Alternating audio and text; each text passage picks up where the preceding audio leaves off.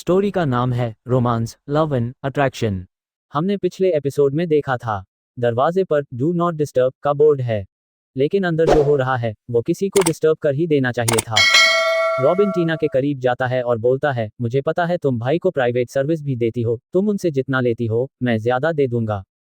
वो उसके चेहरे पर हाथ फेराता है। तभी रॉबिन, एक गूंजती आवाज। रॉबिन पलटता है और सामने है रेहान, उसकी आंखों में आग है। अब क्या होगा? टीना का सच क्या है और असली शिकारी कौन है? जानिए इस खतरनाक मोड़ को डू नॉट डिस्टर्ब में। अगर ये कहानी पसंद आया तो लाइक करो, सब्सक्राइब करो और अगली कड़ी मिस मत करना। चैप्टर 20 रोमांस, लव और लस्ट पार्ट 20। रेहान रॉबिन के पास आकर उसे एक के बाद एक पंच मारने लगता है। वही टीना रेहान के इस एक्शन से डरकर कोने में खड़ी हो जाती है। उसे इस वक्त रेहान से बहुत ज्यादा डर लग रहा था। रेहान की माथे की नसें गुस्से से तनी हुई थी और उसकी आंखें आग उगल रही थी। तभी रॉबिन रेहान को रोकते हुए कहता है, भाई आप क्या कर रहे हैं? छोड़िए मुझे, आप भूल रहे हैं कि मैं आपका भाई हूँ और आप इस 2 कौड़ी की लड़की के लिए मुझ पर हाथ उठा रहे हैं। रॉबिन का इतना कहना ही था कि रेहान ने एक झन्नाटेदार थप्पड़ रॉबिन को जड़ दिया, जिसकी वजह से रॉबिन के नाक और मुंह से खून बहने लगा। रेहान रॉबिन की कॉलर पकड़कर उसकी आंखों में घूरते हुए कहता है, मेरी एक बात अपने दिमाग में अच्छे से फिट कर ले, तो आज के बाद टीना की तरफ अपनी आंख उठाकर भी नहीं देखेगा, वरना मैं ये भूल जाऊंगा कि तू मेरा भाई है और तेरी कब्र में खुद अपने हाथों से बनाऊंगा। कहते हुए रेहान उसकी कॉलर छोड़ देता है और साइड में खड़ी टीना का हाथ पकड़कर लगभग उसे खींचते हुए अपने साथ ले जाता है। इस वक्त टीना की इतनी भी हिम्मत नहीं हो रही थी कि वो रेहान से अपना हाथ छोड़ने को कहें।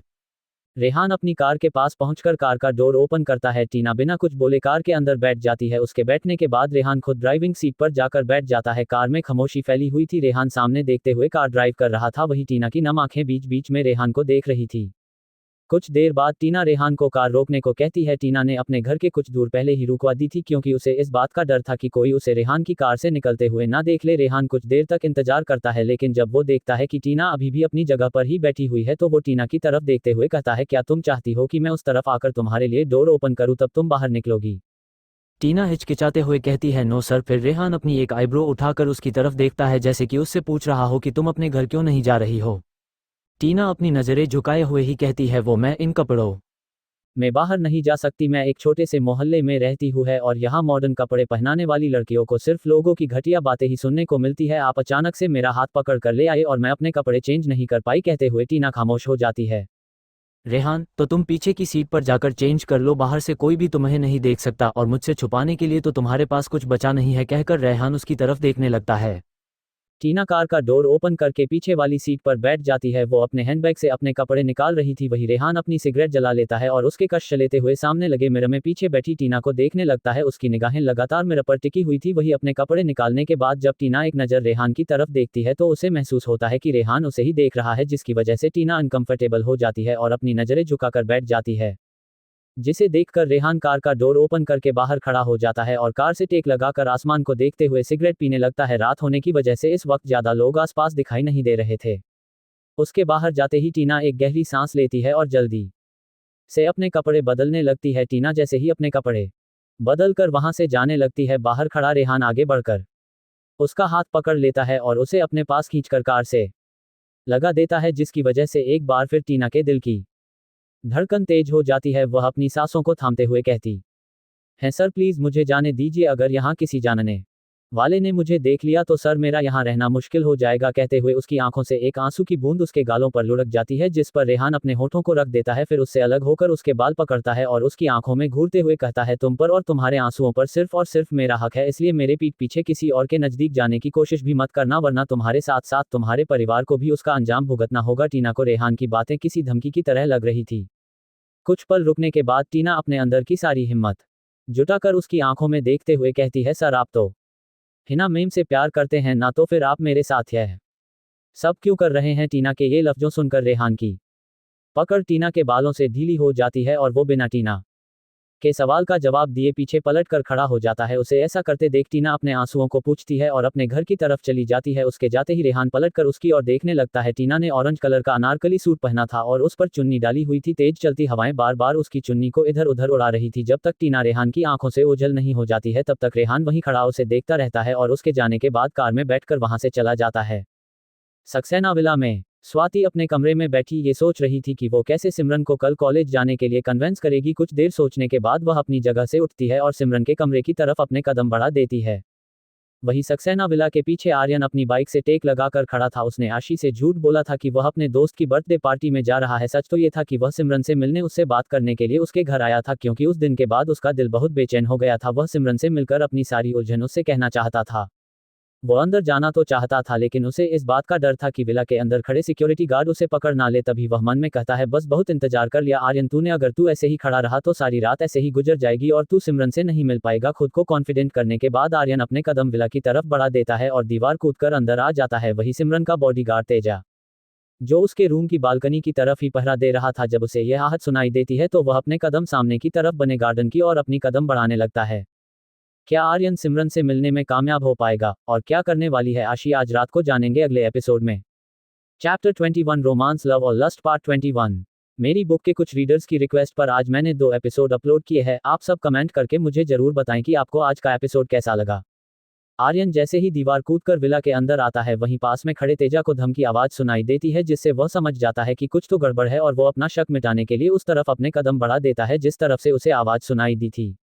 वही आर्यन, जिसकी नजर तेजा पर पड़ गई थी, वो घुटनों के बल चलते हुए जल्दी से गार्डन में लगी झाड़ियों के पीछे छुप जाता है। तेजा को अपनी तरफ ही आता देख आर्यन की सांसें ऊपर नीचे होने लगती है। उसके माथे पर पसीने की बूंदें उभरने लगी थी। आर्यन जल्दी से अपनी आंखें बंद करता है और अपने दोनों हाथों की फिंगर क्रॉस कर लेता है। प्लीज गॉड आज मुझे बचा लो, मैं पक्का प्रॉमिस करता हूँ दोबारा आपसे कुछ नहीं मांगूंगा। आर्यन ने अभी अपनी बात पूरी ही की थी कि तभी उसे फोन के रिंग होने की आवाज सुनाई देती है। आर्यन जल्दी से अपनी आंखें खोलता है और अपनी पॉकेट में अपना फोन देखने लगता है, लेकिन उसका फोन ऑलरेडी साइलेंट पर लगा हुआ था। ये देखकर आर्यन एक गहरी सांस लेता है और सामने देखता है तो उससे कुछ दूरी पर खड़ा तेजा किसी से फोन पर बात कर रहा था।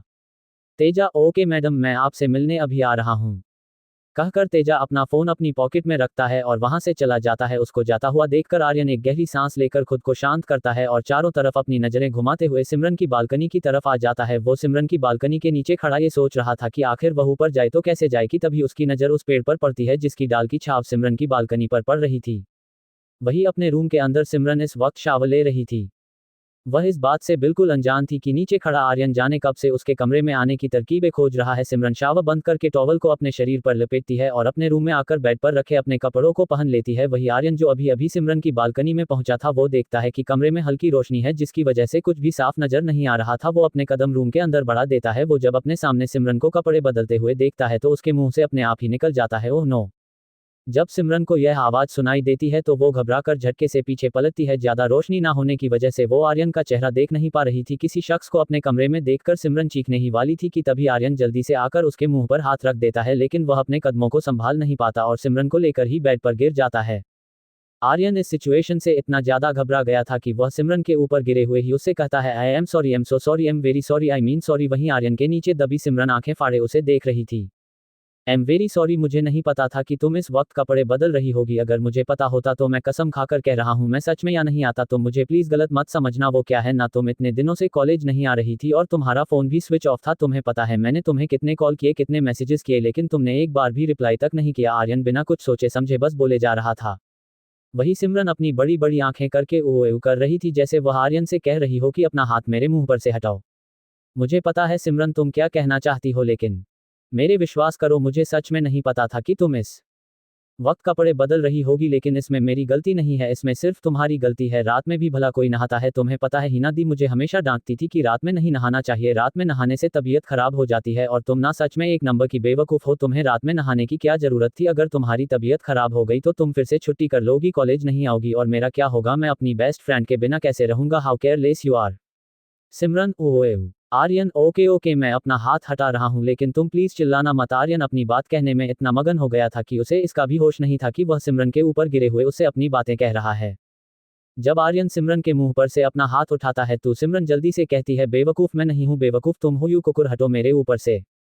आर्यन, तुम नहीं सुधरने वाली ना। सिमरन, तुमने फिर से मुझे कुकुर कहा, हाउ डे यू, मैं नहीं हटूंगा तुम्हारे ऊपर से। क्या कर लोगी? इस वक्त सिमरन और आर्यन सब कुछ भूलकर एक दूसरे से ऐसे झगड़ रहे थे जैसे वह अक्सर कॉलेज में लड़ा करते थे। सिमरन, हाँ कहूंगी मैं तुम्हें कुकुर, तुम कुकुर ही नहीं बल्कि बेशर्म भी हो। क्योंकि कहते हुए सिमरन खामोश हो जाती है। बेशर्म कहीं के, हटो मेरे ऊपर से। अब जाकर आर्यन को अपनी गलती का एहसास होता है कि वह ना जाने कितनी देर से सिमरन के ऊपर ऐसे ही गिरा हुआ है। आर्यन, मैंने कहा हटो मेरे ऊपर से राइट नाउ। ओके ओके, मैं हट रहा हूँ, प्लीज गुस्सा मत करो यार। वही सक्सेना विला के टेरेस पर स्वाति तेजा को नोटों का बंडल पकड़ते हुए कहती है, इतनी तो तुम्हारी सैलरी भी नहीं होगी जितना पैसा मैं तुम्हें दे रही हूँ, इसलिए चुपचाप मैंने जो कहा है वह कर देना, और तुम पापा जी की फिक्र मत करना, उन्हें मैं संभाल लूंगी, और याद रखना किसी को कानो कान भनक नहीं लगनी चाहिए इस बात की। अब निकलो यहाँ से। तेजा ओके मैडम कहकर वहां से निकल जाता है। स्वाति मन में कहती है, एक काम तो निपट गया, अब बारी है सिमरन को कल कॉलेज जाने के लिए कन्विंस करने की। चल स्वाति, ये भी तू चुटकियों में कर लेगी, बस एक बार सब कुछ उस हिसाब से हो जाए जैसा मैंने सोचा है, उसके बाद तो इस घर पर सिर्फ और सिर्फ मेरा राज होगा। सोचकर मुस्कुराते हुए स्वाति अपने कदम सिमरन के कमरे की तरह बढ़ाने लगती है। हाइट टावरस में आशी अपनी बालकनी में खड़ी मैगी खा रही थी। उसकी निगाहें विक्रम की बालकनी की तरफ ही टिकी हुई थी। क्या यार, यह विक्रम सर भी ना पता नहीं कहाँ रहते हैं, अभी तक घर नहीं आए। अब तो मैं उनका इंतजार करते करते बोर भी हो गई हूँ। अब तो मेरी 2 पैकेट मैगी भी खत्म हो गई है, लेकिन सर के दर्शन नहीं हुए। अरे यार, मैं भूल कैसे सकती हूँ, सर के चक्कर में तो मैंने रिया को कॉल ही नहीं किया, पता नहीं वह कैसी होगी। एक काम करती हूँ, तब तक मैं रिया से ही बात कर लेती हूँ। खुद में ही डिसाइड करके आशी अपने रूम में जाती है और बेड पर पड़ा अपना फोन उठाकर रिया का नंबर डायल करती है और बेड पर आराम से लेटकर रिया के कॉल आंसर करने का वेट करने लगती है। दूसरी तरफ से रिया के फोन उठाते ही आशी जल्दी से पूछती है, हाय रिया, कैसी है तू, अब तेरी तबीयत ठीक है ना? रिया चिढ़ते हुए कहती है, अनफॉर्चुनेटली मैं ठीक हूँ, वरना तूने तो मेरा ऊपर जाने का पूरा इंतजाम कर दिया था। आशिक, रिया तू ये क्या कह रही है, तू होश में भी है? तू मेरी बेस्ट फ्रेंड है और मैं तेरे बारे में ऐसा सपने में भी नहीं सोच सकती जैसे तू इल्जाम लगा रही है मुझ पर। वो क्या है ना कि मुझे पता नहीं था कि लैब में रखा क्लोरोफॉर्म वही क्लोरोफॉर्म है जिससे लोग बेहोश हो जाते हैं। बस यही कंफर्म करने के लिए मैंने तुझे चुना था। अगर मैं तुझे बताकर अपना एक्सपेरिमेंट करती तो क्या तू राजी होती? नहीं ना रिया, लेकिन तुझे एक्सपेरिमेंट करने की क्या जरूरत थी? तुझे इतना ही जानना था उसके बारे में तो सीधे प्रीति मैम से भी तो पूछ सकती थी ना। आशिक, रिया तू ना सिर्फ स्टडीज में ही टॉपर है, बाकी सब चीजों में एकदम डफर है। अरे सोचना, अगर मैं प्रीति मैम से उस केमिकल के बारे में पूछती तो वह हजारों सवाल मुझसे पूछने लगती, जैसे कि तुम्हें क्यों जानना है इसके बारे में, ब्ला ब्ला। रिया, अच्छा तो तू प्रीति मैम को नहीं बता सकती तो मुझे ही बता दे कि तुझे क्यों जानना था उसके बारे में। रिया के पूछने पर आशी उसे सब कुछ बता देती है कि कैसे वह इस केमिकल का यूज विक्रम सर पर करने के बारे में सोच रही थी और कैसे उसने थोड़ा सा केमिकल लैब से चुरा लिया था। रिया उसकी बात सुनने के बाद उससे पूछती है, लेकिन केमिस्ट्री लैब में तो कैमरा लगा हुआ है ना, उसमें तो तेरी हरकत साफ साफ रिकॉर्ड हो गई होगी। अगर कॉलेज वालों को तेरी इस हरकत के बारे में पता चला तो सोचा भी है उसका अंजाम क्या होगा? आशिक, रिलैक्स रिया, मैंने कहा ना मेरे पास तुझसे ज्यादा दिमाग है। तू बोल रही है कि जिस वक्त हम लोग केमिस्ट्री लैब में थे उस वक्त लाइट नहीं आ रही थी है। रिया उसे बीच में टोकते हुए कहती है, एक मिनट, जब हम लोग केमिस्ट्री लैब में गए तो उसी वक्त लाइट का जाना यह इत्तेफाक तो हो नहीं सकता। इसका मतलब लाइट जाने के पीछे भी तेरा ही हाथ था। वो गौर जो कोई सोच भी नहीं सकता वह तो चुटकी बजाकर कर लेती है। आशी, क्या बात है रिया, मेरे साथ रहते रहते तुम भी काफी होशियार होती जा रही हो। रिया, आशी तुझे ना ज्यादा प्राउड फील करने की जरूरत नहीं है खुद पर, मैं बता रही हूँ तुझे। तेरी हरकतें देखकर मुझे ऐसा लग रहा है कि तेरी जब शादी हो जाएगी ना तू अपने ससुराल वालों को खून के आंसू रुलाएगी। इस बात की तो मैं गारंटी दे सकती हूँ। बेचारे विक्रम सर, उन्हें तो भगवान ही बचाए तुमसे। आशी, अब तू बहुत ज्यादा बोल रही है, मुझे तुझसे बात नहीं करनी कहकर आशी फोन कट कर देती है। इसके आगे की कहानी जानेंगे अगले एपिसोड में। तब तक के लिए आप लोग लाइक करें, कमेंट करें और अपना रिव्यू जरूर दें। चैप्टर 22 रोमांस लव और lust part 22। Dear readers, like और कमेंट जरूर करिएगा और मुझे बताइएगा कि आपको आज का पार्ट कैसा लगा। विक्रम के साथ डिनर अटेंड करने के बाद हिना और अर्जुन घर आ गए थे। हिना कार से उतरकर अंदर जाने लगती है, अर्जुन भी उसके पीछे पीछे ही आ रहा था कि तभी उसका फोन रिंग करने लगता है। अर्जुन वहीं रुककर फोन पर किसी से बात करने लगता है। बात करते वक्त भी उसकी नज़र हिना पर ही टिकी हुई थी। हिना तो जाने किन ख्यालों में खोई हुई आगे बढ़ती जा रही थी। वो अपने ख्यालों में इतनी मगन थी कि फर्श पर पड़े पानी पर उसकी नज़र ही नहीं पड़ी और उसका पैर स्लिप हो गया और वह फर्श पर गिर गई और उसकी चीख निकल गई। उसकी चीख सुनकर अर्जुन अपना फोन फेंक कर लगभग भागते हुए उसके पास आया और अपने घुटनों के बल बैठ गया। तब तक घर में काम कर रहे सारे सर्वेंट्स भी वहां आकर खड़े हो गए थे। अर्जुन ने जब फर्श पर पड़ा पानी देखा तो उसने गुस्से से किसी शेर की तरह दहाड़ते हुए पूछा, ये पानी यहाँ किसने गिराया है? उसकी आवाज इतनी तेज थी जिसे सुनकर एक बार हिना का दिल भी कांप उठा था और वहां खड़े सारे सर्वेंट्स के चेहरे पर डर साफ झलक रहा था। वो सब एक दूसरे को देखने लगे थे। तभी सुजन आगे आकर कहती है, सर, हमारे यहाँ के माली रमेश का पोता आज उनके साथ आया था। मैंने उसे ही पानी पीने के लिए दिया था, शायद गलती से उससे गिर गया होगा। आपने मुझे जो काम दिया था मैं उसे करने में बिजी थी, इसलिए मैं यहाँ कर देख नहीं पाया। I am very sorry sir, आगे से ऐसी गलती नहीं होगी। जब अर्जुन ने अपनी नजरें चारों तरफ घुमाई तो उसे एक 4-5 साल का बच्चा पिलर के पीछे छुपे हुए दिखाई दिया जो बार बार उसकी तरफ ही झांक रहा था। तभी हिना ने अर्जुन से कहा, इट्स ओके, मैं ठीक हूँ, आप प्लीज किसी पर गुस्सा मत कीजिए, गलती मेरी ही थी, मुझे ही देखकर चलना चाहिए था। कहते हुए हिना उठने की कोशिश करती है लेकिन पैर में उठे दर्द से एक बार फिर उसकी आह निकल जाती है। तभी सुजन कहती है, सर, मुझे लगता है मैम के पैर में मोच आ गई है, आप इन्हें रूम में लेकर चलिए, मैं गर्म पानी लेकर आती हूँ। गर्म पानी से उनका पैर सेकने से मैम का दर्द कम हो जाएगा, तब तक डॉक्टर भी आ जाएंगे।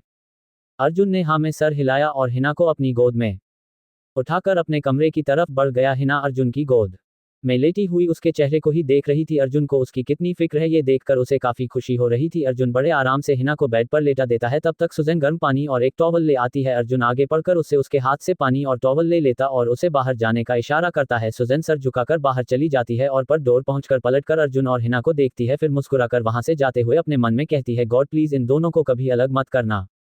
वही रूम के अंदर अर्जुन बेड के पास एक चेयर रखकर उस पर बैठ जाता है। हिना के पैर को अपने हाथों में पकड़ने लगता है कि तभी हिना अपने पैर पीछे कर लेती है। आप रहने दीजिए, मैं खुद से कर लूंगी।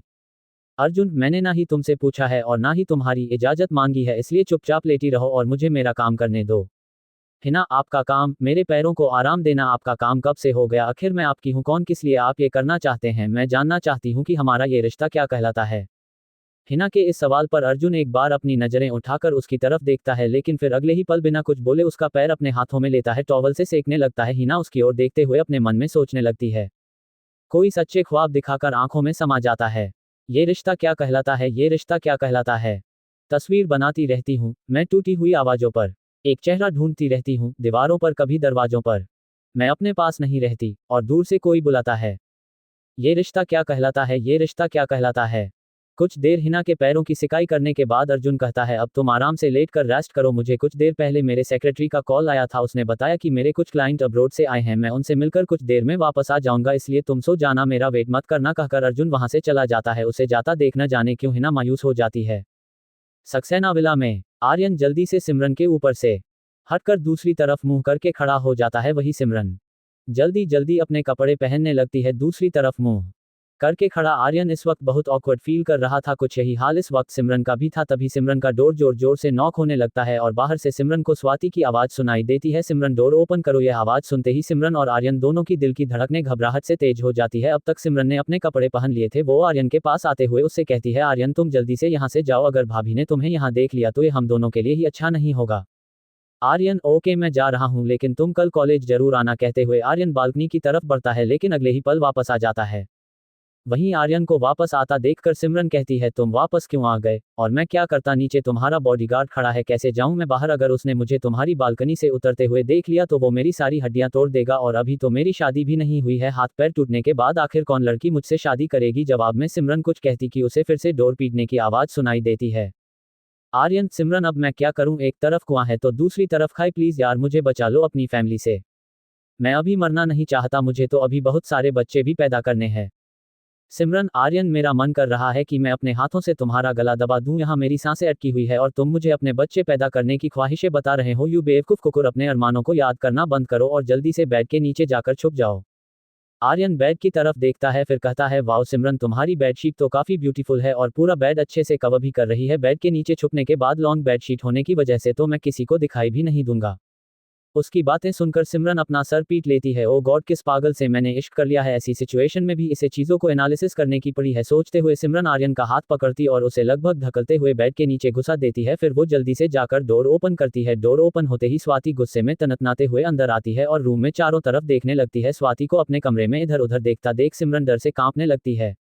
वहीं दूसरी तरफ रेहान अपना हाथ अपने सर के पीछे रखकर बेड पर लेटा हुआ था। वो एकटक ऊपर लगे सीलिंग फैन को देख रहा था। उसके कानों में बार बार टीना की आवाज गूंज रही थी, सर आप तो हिना मैम से प्यार करते हैं ना, तो फिर आप मेरे साथ यह सब क्यों कर रहे हैं? आखिर क्यों आप मेरी जिंदगी बर्बाद कर रहे हैं? रेहान टीना के इस सवाल से पूरी तरह परेशान हो चुका था, क्योंकि इस सवाल का जवाब तो उसके पास भी नहीं था। रेहान बेड से नीचे उतरता है और सामने वॉल पर लगी बड़ी सी पेंटिंग को देखने लगता है, जिसमें फ्रंट लुक में हिना थी और उसके पीछे कॉर्नर में टीना खड़ी हुई थी। रेहान उन दोनों को बारी बारी से देखता है, फिर पेंटिंग के पास जाकर टीना के चेहरे को बड़े गौर से देखने लगता है। जहां हिना के चेहरे पर मुस्कुराहट थी, वही टीना के चेहरे पर मायूसी फैली हुई थी। इस पेंटिंग में भी उसकी आंखें नम दिखाई दे रही थी, जिसमें ठहरे हुए आंसू झलक रहे थे। उसे देखकर ऐसा लग रहा था मानो उसके अंदर दर्द का सैलाब भरा हुआ है, जिसे छुपाने की वह नाकाम कोशिश कर रही है। उसे देखकर रेहान को ऐसा लग रहा था जैसे वो उसके दर्द को खुद में महसूस कर पा रहा है। ये पेंटिंग जाने कितने सालों से रेहान के कमरे में लगी हुई थी, लेकिन आज पहली बार रेहान को जो उस पेंटिंग में नजर आ रहा था वो उसने आज से पहले कभी नोटिस ही नहीं किया था। हाइट टावरस में आशी बेड पर लेटी हुई अपना फोन स्क्रॉल कर रही थी कि तभी वो टाइम देखती है, 1 बज गए हैं। अब तो विक्रम सर घर आकर सो भी गए होंगे, यही सही टाइम है। चल आशी, विक्रम सर सोते हुए तेरा ही इंतजार कर रहे हैं। सोचते हुए आशी के चेहरे पर मुस्कुराहट आ जाती है और वो अपनी ड्रेसिंग टेबल के पास जाती है और ड्रार खोलकर उसमें से बोतल निकालती है, जिसकी कुछ बूंदें वो अपनी हैंकी पर गिरा देती है। उसके बाद कमरे से निकलकर अपनी बालकनी में आ जाती है, फिर वह खुद से कहती है इस बार आराम से कूदना आशी, अभी तेरा पैर पूरी तरह से ठीक नहीं हुआ है, हे भगवान जी प्लीज मेरी हेल्प करना। कहते हुए आशी धीरे से रेलिंग पर चढ़ती है और बहुत आराम से नीचे उतर जाती है। फिर वो एक गहरी सांस छोड़ती है और अपने घुटनों के बल बैठकर धीरे धीरे विक्रम के बेड के पास पहुंच जाती है और अपना हैंकी निकालकर विक्रम की नोच से बिल्कुल हल्की सी डिस्टेंस पर पकड़े रहती है। कुछ देर बाद वो हैंकी हटाती है और मन में सोचती है सर तो सो रहे हैं, कुछ पता ही नहीं चल रहा है कि इस क्लोरोफॉर्म ने अपना मैजिक दिखाया है या नहीं, ये तो चेक करना पड़ेगा। सोचती हुई आशी वापस से घुटनों के बल चलकर बालकनी की तरफ जाती है और वहां लगे पर्दे के पीछे छुपकर जोर से बिल्ली की आवाज निकालती है, म्याऊ म्याऊ। मेरी आवाज पर सर तो कुछ रिएक्ट ही नहीं कर रहे हैं, इसका मतलब मेरे सॉल्यूशन ने अपना मैजिक दिखा ही दिया। सोचते हुए आशी की चेहरे पर बड़ी सी मुस्कुराहट आ जाती है और वो जल्दी से विक्रम के बेड के पास जाती है और उसके बेड पर बैठकर उसे निहारने लगती है। आपको पता है सर, आप सोते हुए बहुत प्यारे लगते हैं, सोते हुए भी आपके चेहरे पर यह जो हल्की सी मुस्कुराहट रहती है ना, इसे देखकर मुझे बहुत सुकून मिलता है। मैं नहीं जानती यह कैसा एहसास है, मेरे दिल में आपके लिए ये प्यार है या कुछ और, बस मैं इतना जानती हूँ कि अगर मैं आपको ना देखूं तो मैं बेचैन हो जाती हूँ। ऐसा लगता है जैसे मेरी सांसें ही नहीं चल रही है, किसी भी काम में मेरा मन नहीं लगता, मैं कुछ भी करती हूँ, पढ़ती हूँ, लिखती हूँ, 24 घंटे बस आप ही मेरे ख्यालों में रहते हो। मुझे ऐसा लगता है जैसे आप मेरी हर एक सांस में बसे हो, यहाँ तक सोते वक्त भी मेरे सपनों में सिर्फ और सिर्फ आप ही आते हो। आखिर क्यों हो रहा है मेरे साथ ऐसा, मुझे नहीं समझ में आ रहा है। हाँ मैं मानती हूँ ये सच है कि पहले मैं आपके लुक्स को देखकर आपको लाइक करने लगी थी, लेकिन अब जो मैं आपके लिए महसूस करने लगी हूँ वो मैंने पहले कभी भी अपनी जिंदगी में किसी के लिए नहीं किया। आप हर वक्त मुझे इग्नोर करते रहते हो, आपको पता है आपके ऐसा करने से मुझे कितनी तकलीफ होती है, मेरे दिल में बहुत दर्द होता है, ऐसा दर्द जो पहले कभी नहीं हुआ। कहते हुए उसकी आंखों से आंसू बहने लगते हैं, फिर वो सिसकते हुए कहती है मैं नहीं जानती सर कि आखिर ये सब मेरे साथ क्यों हो रहा है, बस मैं इतना जानती हूँ कि मैं आपको हद से ज्यादा चाहने लगी हूँ। अब आप मेरी जिंदगी बन चुके हो, अगर आप मुझे नहीं मिले ना तो मैं जी नहीं पाऊंगी, मैं मर जाऊंगी। जिस दिन आप मुझसे दूर हुए उसी दिन मेरी सांसें थम जाएंगे। आपको पता है रिया कहती है कि मैं बहुत स्ट्रांग हूं, मैं भी अभी तक यही समझती थी, लेकिन ऐसा नहीं है सर, अब मुझे एहसास हो रहा है कि मैं बिल्कुल भी स्ट्रांग नहीं हूं, मैं बहुत ज्यादा वीक हूं। सिर्फ आपके इग्नोर करने से जो दर्द मैंने महसूस किया है वो बहुत गहरा है, इतना कि आप अंदाजा भी नहीं लगा सकते। अब मुझे समझ में आ रहा है कि आखिर क्यों लोग इश्क में अपनी जान दे देते हैं। अगर आपने मुझे नहीं अपनाया ना तो मैं भी अपनी जान दे दूंगी, क्योंकि मैं इस दर्द को बर्दाश्त नहीं कर सकती। आप मुझे अपनाएंगे या नहीं ये तो मुझे नहीं पता, लेकिन आज की रात मैं आपके साथ जीना चाहती हूँ। पता नहीं फिर कभी मुझे ये मौका मिले या ना मिले, मैं आपकी इजाजत के बिना आपको छूने वाली हूँ। मेरी इस हरकत के लिए मुझे माफ कर दीजिएगा, लेकिन मैं बस एक बार आपको महसूस करना चाहती हूँ, आपको प्यार करना चाहती हूँ। कहते हुए आशी विक्रम के होठों पर झुकती है और उसके लबों को अपने होठों से अपनी आंखें बंद करके महसूस करने लगती है। कुछ देर ऐसे ही रहने के बाद आशी विक्रम के पूरे चेहरे को अपने होठों से चूमने लगती है, उसके बाद वो उसकी गर्दन पर किस करती है, फिर अपने गालों से विक्रम के गालों को सहलाने लगती है, जिससे उसे विक्रम की बियत चुभने लगती है। लेकिन ये चुभन आशी को बहुत अच्छी लग रही थी। धीरे धीरे आशी विक्रम की शर्ट की बटन खोलने लगती है और उसके पेट से लेकर उसके सीने तक अपनी होठों को फिराने लगती है। विक्रम की छाती के वो सॉफ्ट से बाल आशी को ऐसा एहसास दे रहे थे जैसे वो आशी के चेहरे को बार बार चुम रहे हो, जिससे उसे अपने शरीर में गुदगुदी सी महसूस हो रही थी। कुछ देर बाद आशी अपना टॉप उतारती है, विक्रम के ऊपर लेटकर उसकी छाती पर अपना सर रखकर अपनी आंखें बंद कर लेती है। आंखें बंद करें ही ना जाने कब वो नींद की आगोश में सो जाती है। डियर रीडर्स, प्लीज लाइक और कमेंट करना मत भूलिएगा एंड प्लीज मुझे फॉलो कर लीजिएगा। इसके आगे की कहानी जानेंगे अगले एपिसोड में। चैप्टर 23 रोमांस लव और लस्ट पार्ट 23। मैं आप सभी के कमेंट रीड करती हूँ। कुछ लोगों को शिकायतें हैं कि मैंने उनके कमेंट का रिस्पांस नहीं किया है, लेकिन ऐसा नहीं है। आप चेक कीजिए, मैंने आपके कमेंट को लाइक भी किया है और रिस्पांस भी किया है। आज मेरा मन नहीं कर रहा था चैप्टर लिखने का, क्योंकि ना ही ज्यादा लाइक्स मिले हैं, मुश्किल से 7-8 लोग ही कमेंट कर रहे हैं, जिसे देखकर मुझे ऐसा लग रहा है जैसे किसी को मेरी यह स्टोरी पसंद ही नहीं आ रही है। सिमरन के गेट खोलते ही स्वाति गुस्से से तनाती हुई रूम के अंदर आ जाती है और पूरे कमरे में चारों तरफ अपनी नजर दौड़ाने लगती है। स्वाति को अपने कमरे में इधर उधर देखता देख सिमरन डर से कांपने लगती है। फिर वह खुद को जैसे तैसे संभालकर स्वाति से कहती है, भाभी आप इस वक्त मेरे कमरे में, आपको मुझसे कुछ काम था। स्वाति सिमरन की तरफ मुड़ते हुए उससे कहती है, क्यों सिमरन, मैं बिना काम के तुम्हारे कमरे में नहीं आ सकती क्या? वो छोड़ो, ये बताओ कि तुमने डोर ओपन करने में इतना टाइम क्यों लगा दिया? मैं कब से वेट कर रही थी बाहर। सिमरन, वो भाभी मैं शावर ले रही थी, इसलिए मुझे डोर के नॉक होने की आवाज सुनाई ही नहीं दी, और जब मैं बाहर आई तब मैंने सोचा कि पहले कपड़े पहन लेती, उसके बाद डोर खोलती हूँ। स्वाति सिमरन के बेड पर बैठते हुए कहती है, कोई बात नहीं, तुम खड़ी क्यों हो सिमरन, आओ बैठो मेरे पास।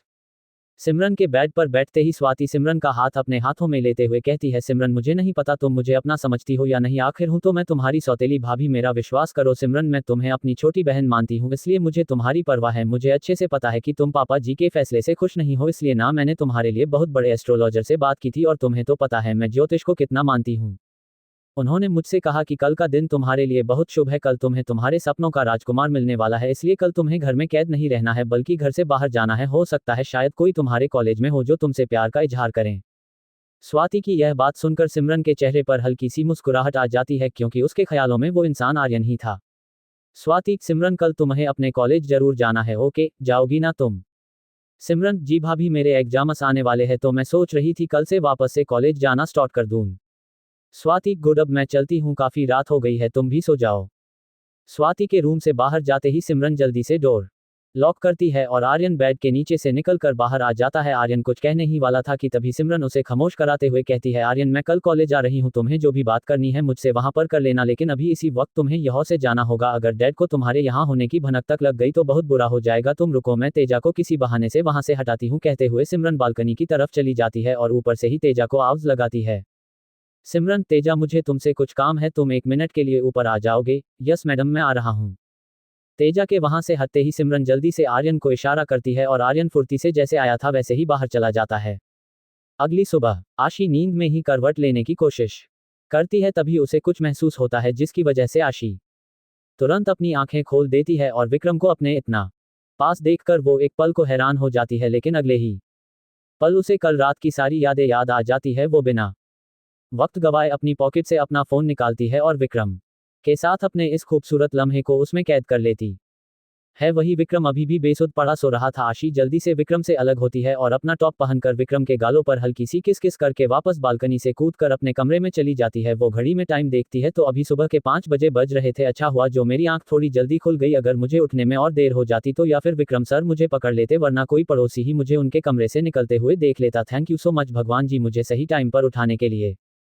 खुद में यही सोचती हुई आशी अपने बेड पर लेट जाती है और अपना फोन निकालकर उन फोटोज को देखने लगती है जो उसने अभी कुछ देर पहले क्लिक की थी। आशी बार बार उन फोटोज को जूम करके देख रही थी, उसका तो मन ही नहीं भर रहा था। उन फोटोज को देखते हुए उसके चेहरे पर एक बड़ी सी स्माइल थी। फिर विक्रम की तस्वीर को जूम करके आशी स्क्रीन पर ही किस करती है, I love you sir, I love you, I love you, I love you, I love you so much. वही कुछ देर बाद विक्रम की आंखें भी खुल जाती है। विक्रम जैसे ही अपनी आंखें खोलकर बेड पर बैठता है वो अपने कमरे में चारों तरफ देखने लगता है, यह तो कोई भी नहीं है, तो फिर पता नहीं मुझे ऐसा क्यों लग रहा था जैसे कोई मेरे कमरे में आया था। आज सुबह सुबह मेरे सर में इतना दर्द क्यों हो रहा है? सोचते हुए विक्रम अपना सर पकड़े ही वॉशरूम की तरफ बढ़ जाता है। जब विक्रम अपनी शर्ट की बटन खोलने के लिए अपना हाथ बढ़ाता है तो वो ये देखकर हैरान हो जाता है कि उसकी शर्ट की सारी बटन्स पहले से ही खुली हुई थी। विक्रम अपनी छाती पर अपना हाथ रखता है तो पता नहीं क्यों आज उसे बहुत अलग सा महसूस हो रहा था, लेकिन विक्रम के सर में इतनी जोर का दर्द उठता है कि वो सारी बातों को इग्नोर कर देता है।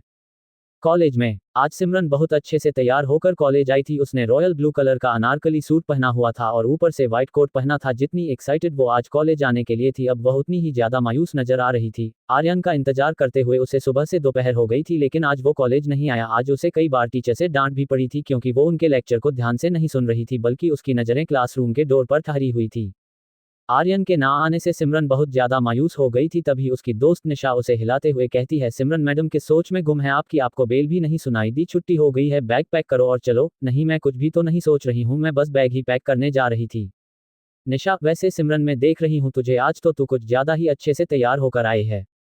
सिमरन, तू ना यार कुछ भी बोलती है, मुझे छेड़ना बंद कर और अपनी बता, क्योंकि आज तो तू भी काफी अच्छे से रेडी होकर आई है। जरा देखो तो, हमेशा सिंपल लुक में रहने वाली निशा जी ने आज मेकअप किया हुआ है। फिर सिमरन निशा को आंख मारते हुए कहती है, बताना किसके लिए तू तैयार होकर आई है? निशा शर्माते हुए कहती है, वो पापा ने मेरे लिए एक लड़का पसंद किया है और आज मैं कॉलेज की छुट्टी के बाद उससे ही मिलने जा रही हूँ। सिमरन, अरे वाह क्या बात है, अब तो तू बहुत जल्द सिंगल से मिंगल होने वाली है। अच्छा ये बता, तेरे पास फोटो है जीजू की? मुझे भी देखना है जीजू को। निशा, नहीं यार, अभी तो मैंने भी नहीं देखा है उनको, और अभी वो तेरे जीजू बने नहीं है, पता नहीं मैं उन्हें पसंद आऊंगी भी या नहीं। सिमरन, तू ऐसा क्यों सोच रही है? मेरी दोस्त इतनी खूबसूरत है कि कोई भी लड़का उसे नापसंद कर ही नहीं सकता है, लेकिन तेरा चेहरा ना अब काफी ज्यादा डल हो चुका है और बाल भी बिखर गए हैं। तू मेरे साथ वॉशरूम चल, मैं तेरा लुक ठीक कर देती हूँ, उसके बाद तू आराम से जाना अपने होने वाले हमसफर से मिलने। कहते हुए सिमरन निशा का हाथ पकड़ती है और दोनों वॉशरूम में चली जाती है।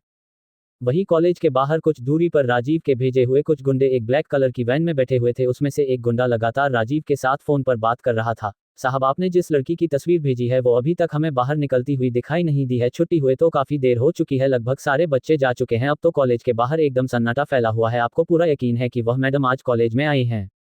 राजीव, हाँ, मैं पूरे भरोसे के साथ कह रहा हूँ कि वो वहीं पर है। तभी स्वाति राजीव के हाथ से उसका फोन ले लेती और कहती है, मेरी बात ध्यान से सुनो। वैसे तो मैंने तुम लोगों को उसकी तस्वीर भेजी हुई है, लेकिन तब भी तुम लोग अगर उसे पहचान नहीं पा रहे हो तो मैं तुम्हें बता देती हूँ कि आज उसने नीले रंग का सूट पहना हुआ है और उसने नीले रंग का ही दुपट्टा पहना हुआ है जिसमें सिल्वर कलर की लेस लगी हुई है। जी मैडम, मैं समझ गया हूँ।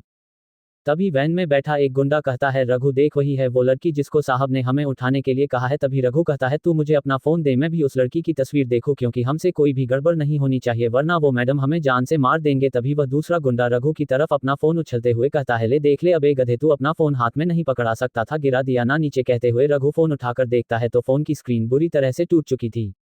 ले तेरा सस्ता वाला घटिया फोन तो टूट गया, अब बता कैसे देखूं मैं तस्वीर? अरे तूने तस्वीर नहीं देखी तो क्या हुआ, मैंने तो देखी है ना, मैं बता रहा हूँ वही लड़की है वो, और उसने उसी रंग के कपड़े पहने हुए जैसा कि मैडम ने बताए थे। देख, उसके दुपट्टे में चांदी के रंग का गोटा भी लगा हुआ है। तभी रघु कहता है, तो फिर देर किस बात की, लग जा काम पर। मैं अपनी बाइक लेकर वहां खड़ा होता हूँ। फिर रघु पीछे वैन में बैठी लड़की को देखते हुए कहता है, डोली अब तेरी बारी है, तुझे पता है ना क्या करना है, याद रहे थोड़ी सी भी गड़बड़ नहीं होनी चाहिए। डोली, तू मेरे को मत सिखा कि मेरे को क्या करना है, मैं अपना काम बहुत अच्छे से करना जानती हूँ। कहते हुए डॉली वैन से बाहर निकल जाती है। तभी रघु, जो अपनी बाइक से टेक लगाकर दूसरी तरफ मुंह करके खड़ा हो गया था, वो अपनी बाइक के मिरर में देखते हुए फोन पर कहता है, वो लड़की इसी तरफ आ रही है, मुन्ना जल्दी से गाड़ी लेकर आ जा और उठा ले इसे। कुछ देर बाद रघु राजीव को फोन करके कहता है, साहब आपका पार्सल हमारे कब्जे में है, अब आगे बताए अब उन लोगों को क्या करना है? अब उन लोग बस कुछ ही देर में पहुंचने वाले हैं। कौन है आप लोग और मेरे साथ ऐसा क्यों कर रहे हैं? प्लीज मुझे जाने दीजिए। रघु, डॉली ये लड़की बहुत चिकचिक कर रही है, इसके मुंह पर टेप लगा दो, और मुन्ना तू इसे इंजेक्शन दे दे, बस कुछ देर में ही अपने होश खो बैठेगी, फिर ये लड़की वही करेगी जो हम कहेंगे। वहीं दूसरी तरफ राजीव के घर में स्वाति राजीव के कंधे पर अपना हाथ रखते हुए कहती है, छोटे शादी का सारा सामान तो मैंने मंगा लिया, कुछ देर में पंडित जी भी आ ही रहे होंगे, और तुम्हारे रूम को भी मैंने बहुत अच्छे से सजा दिया है। अब मेरा काम तो खत्म हो गया है, तुम मैं यहाँ नहीं रुक सकती, क्योंकि अगर सिमरन ने मुझे तुम्हारे साथ गलती से भी देख लिया तो हो सकता है वह मेरे लिए कोई मुसीबत बन जाए, इसलिए मैं यहाँ से चलती हूँ। और हम डॉली से कह देना कि वह घूंघट डालकर सिमरन को लेकर आए, ताकि पंडित जी को किसी भी तरीके का शक ना हो। जितने कम लोग हमारे राज के बारे में जानेंगे उतना ही हमारे लिए अच्छा रहेगा। राजीव, मैं आपकी बात समझ गया, आप बेफिक्र होकर जाए, मैं सब संभाल लूंगा। Swati, best of luck and enjoy your wedding night. Beyond the love part 24। कुछ रीजंस के वजह से मेरे ये नोवेल पॉकेट नोवेल के ऐप से डिलीट कर दी गई थी। मेरी यह नोवेल अभी तक सेलेक्ट नहीं हुई है। अगर आप मेरी इस नोवेल को आगे भी पढ़ना चाहते हैं तो प्लीज़ ज़्यादा से ज़्यादा लाइक करें, कमेंट करें और शेयर करें, और प्लीज़ मुझे फॉलो भी जरूर कर ले, क्योंकि इस नोवेल का कवर पेज और टाइटल दोनों ही चेंज होने वाला है। आप मेरी इस नोवेल को मेरी लाइब्रेरी में आकर के पढ़ सकते हैं। Thank you so much. Swati, best of luck and enjoy your wedding night. कहते हुए स्वाति राजीव के घर से बाहर निकलती है, जहां एक वैन आकर अभी अभी रुकी थी। उसमें से रघु और उसके कुछ साथी निकलते हैं, जिसमें से रघु ने एक लड़की को अपनी गोद में उठाया हुआ था। स्वाति उस लड़की का चेहरा नहीं देख पा रही थी, क्योंकि उसका चेहरा उसके दुपट्टे से ढक गया था, लेकिन वो उसके पहने हुए कपड़ों से समझ जाती है वो सिमरन ही है। तभी स्वाति डॉली को अपनी फिंगर से इशारा करके अपने पास बुलाती है। स्वाति का इशारा समझकर डॉली तुरंत उसके पास आती है। स्वाति, तुम इस लड़की को लेकर मेरे कमरे में जाओ, जहां मैं रुकती हूँ। वह कमरा तो तुम्हें पता ही है ना, उस कमरे में ही दुल्हन का जोड़ा रखा है। इसे जल्दी से जाकर तैयार करो, और हाँ, इसके चेहरे पर घूंघट डालना ना भूलना। डॉली, हाँ जी मैडम। फिर डॉली रघु की तरफ देखती है और उससे कहती है, इस लड़की को लेकर मेरे पीछे आओ। स्वाति भी वहां से जाने वाली होती है कि तभी वो रुक जाती है। 1 मिनट में ऐसे कैसे जा सकती हूँ यहाँ से? आज तो मेरे भाई की शादी है और अपनी होने वाली भाभी और भैया का गठबंधन तो मुझे ही करना पड़ेगा, खुद से कहती हुई स्वाति घर के अंदर चली जाती हैं। राजीव का घर ज्यादा बड़ा तो नहीं था, उस घर में सिर्फ 2 बेडरूम थे और एक छोटा सा किचन और एक छोटा सा लिविंग रूम था, जिसमें ज्यादा जगह नहीं थी। लिविंग रूम के एक किनारे पर सोफा पड़ा हुआ था, जिस पर स्वाति बैठे अपना फोन चला रही थी। उसी रूम में कुछ दूरी पर हवन कुंड रखा हुआ था, जिसके आसपास पूजा की सामग्री रखी हुई थी। ये घर भी राजीव ने रेंट पर लिया हुआ था। तभी स्वाति को अपने पीछे से आवाज सुनाई देती है, राधे राधे स्वाति बिटिया। स्वाति, राधे राधे पंडित जी, हम बस आपका ही इंतजार कर रहे थे, आइए पंडित जी अपना स्थान ग्रहण कीजिए। पंडित जी जाकर हवन कुंड के पास में ही लगे अपने आसन पर बैठ जाते हैं। फिर वो शादी में होने वाली पूजा की तैयारियां करते हुए कहते हैं, क्या बात है स्वाति बिटिया, आज आपके छोटे भाई की शादी है, लेकिन कोई भी मेहमान नजर नहीं आ रहा है और आपके माता पिता भी नहीं दिख रहे हैं। स्वाति, आपको तो पता ही है पंडित जी की मम्मी पापा गांव में रहते हैं और वहां पर कुछ समस्या आ गई है जिसके चलते वहां नहीं पाए, और मेरा भाई और वो लड़की एक दूसरे से बहुत प्यार करते हैं और वह लड़की भी अनाथ है और मेरा भाई भी यहाँ अकेले ही रहता है, तो मैंने सोचा कि इन दोनों की शादी जल्दी करवा दे तो दोनों को एक दूसरे का सहारा मिल जाएगा। स्वाति इतनी सफाई से झूठ बोल रही थी कि पंडित जी को उसकी बातों पर भरोसा हो गया था।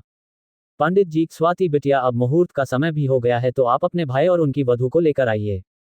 स्वाति बाहर से ही राजीव को आवाज लगाती है, राजीव जल्दी से बाहर आओ, शादी का मुहूर्त हो गया है, डॉली सिमरन को लेकर आओ। कुछ देर में ही राजीव आकर हवन कुंड के सामने बैठ जाता है। तभी स्वाति देखती है कि डॉली सिमरन को लेकर बाहर आ रही है। उसने लाल रंग का जोड़ा पहना हुआ था, हाथों में चूड़ा और चेहरे पर लंबा सा घूंघट। इस वक्त उसे कुछ समझ नहीं आ रहा था कि उसके आसपास क्या हो रहा है। उसे ऐसा लग रहा था कि जैसे उसका शरीर सुन्न पड़ गया है, वह अपने आप चल भी नहीं पा रही थी। ये देखकर स्वाति जल्दी से डॉली के पास जाती है और उसे संभालते हुए लाकर राजीव के बगल में बैठा देती है और उसके पीछे ही खुद बैठ जाती है उसे संभालने के लिए।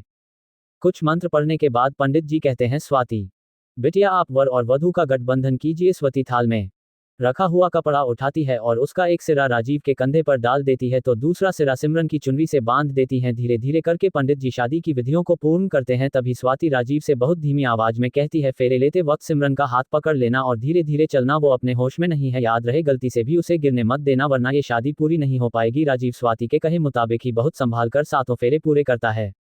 पंडित जी कहते हैं, अब वर वधू की मांग में सिंदूर भरें और उसे मंगलसूत्र पहना। राजीव घूंघट के अंदर ही अपना हाथ डालकर सिंदूर लगा देता है और उसे मंगलसूत्र पहना देता है। पंडित जी कहते हैं, विवाह पूर्ण हुआ, अब से आप दोनों पति पत्नी हैं।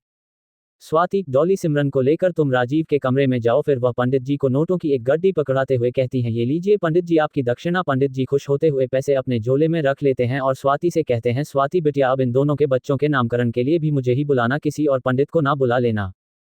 स्वाति, बिल्कुल पंडित जी, मैं आपको ही बुलाऊंगी, लेकिन अभी तो उसमें बहुत वक्त है। कुछ देर में ही अपना सामान समेटकर पंडित जी भी वहां से चले जाते हैं। स्वाति उनको बाहर तक छोड़ने जाती है तो देखती है राजीव घर के बाहर बने छोटे से आंगन में जहां उसकी बाइक खड़ी थी उसी से टेक लगाए हुए राजीव खड़ा था। स्वाति उसे ऐसे वहां खड़े देखकर उसके पास जाती है और उससे कहती है, क्या हुआ राजीव, तुम यहाँ खड़े क्या कर रहे हो? तुम्हें तो अपने रूम में जाना चाहिए ना। राजीव दी, पता नहीं क्यों पर मुझे कुछ भी अच्छा नहीं लग रहा है, ऐसा लग रहा है जैसे मैंने कुछ गलत कर दिया हो। स्वाति, राजीव तुम पागल हो गए हो क्या? ये कैसी बहकी बातें कर रहे हो? तुमने उससे शादी की है, उसे अपनी पत्नी का हक दिया, इसमें तुमने क्या गलत किया है? कुछ भी नहीं, और वैसे भी तुमसे नहीं तो किसी और से उसकी शादी तो होनी ही थी ना, और अब ये फालतू की बातें सोचना बंद करो। फिर स्वाति अपनी कार के पास जाती है, उसमें से एक वाइन की बोतल निकाल कर लाती है और उसे राजीव को थमाते हुए कहती है, तुम्हारा दिमाग ना बहुत ज्यादा इधर उधर की बातें सोच रहा है, अंदर जाकर इसे पियो और अपने दिमाग को शांत करो, उसके बाद जो तुम्हें अभी गलत लग रहा है ना वह सब सही लगने लगेगा। तभी स्वाति का फोन रिंग होने लगता है। फोन उठाकर वह कहती है, हाँ बस मैं 10 मिनट में पहुंच रही हूँ, मुझे ज्यादा टाइम नहीं लगेगा, तुम मेरा वेट करो। फिर वो फोन कट कर करती है और राजीव की तरफ देखते हुए कहती है, मेरी फ्रेंड्स मेरा वेट कर रही है, मैं चलती हूँ और तुम अपने घर के अंदर जाओ। कहकर स्वाति अपनी कार में बैठकर वहां से निकल जाती है।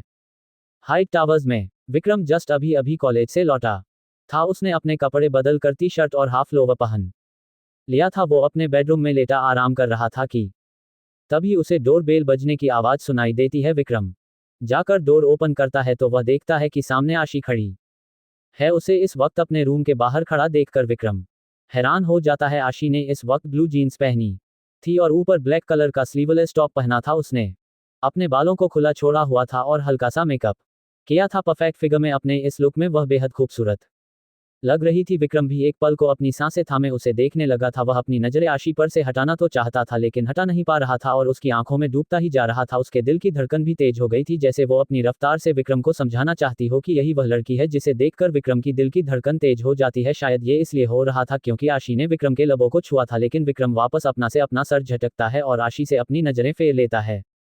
वहीं आशी तो जैसे विक्रम में खोसी जाती है। वह बार बार विक्रम को ऊपर से लेकर नीचे तक अपनी आंखों से स्कैन कर रही थी और उसके चेहरे पर अपने आप ही मुस्कुराहट आ गई थी। उसे ऐसा करते देख विक्रम एक पल को घबरा सा जाता है। उसे समझ में नहीं आ रहा था कि आखिर आशी उसे इस तरीके से क्यों देख रही है। वही आशी अपने मन में, हाय सर, घर की ड्रेस में तो और भी ज्यादा हैंडसम लगते हैं। विक्रम की टाइट टी शर्ट में उसके हाथों की मसल साफ साफ दिखाई दे रही थी। वहीं आशी सब कुछ भूलकर मुस्कुराते हुए एकटक विक्रम को निहारे जा रही थी। विक्रम जब देखता है कि आशी कुछ बोल नहीं रही है और चुपचाप खड़े उसे ही देख रही है तो वह कहता है, मिस आशी आप यहाँ पर क्या कर रही है? आपको कुछ काम था मुझसे? लेकिन आशी तो अपने ही ख्यालों में खोई हुई थी, उसे तो जैसे विक्रम की कोई भी बात सुनाई ही नहीं दे रही थी। उसे अभी भी चुपचाप खड़ा देख विक्रम दरवाजे को बंद कर देता है। वही जैसे ही आशी को डोर बंद होने की आवाज सुनाई देती है, वो जैसे अपने ख्यालों से बाहर आती है और वापस से विक्रम की घर की डोर बेल बजाते हुए कहती है, sir please open the door. Vikram वापस से डोर ओपन करके कहता है, मैं कब से आपके कुछ कहने का वेट कर रहा था, लेकिन आप कुछ बोल ही नहीं रही थी। आपको मुझसे जो भी काम है जल्दी बोलिए, क्योंकि मेरे पास यहाँ खड़े रहने के अलावा और भी बहुत से काम है।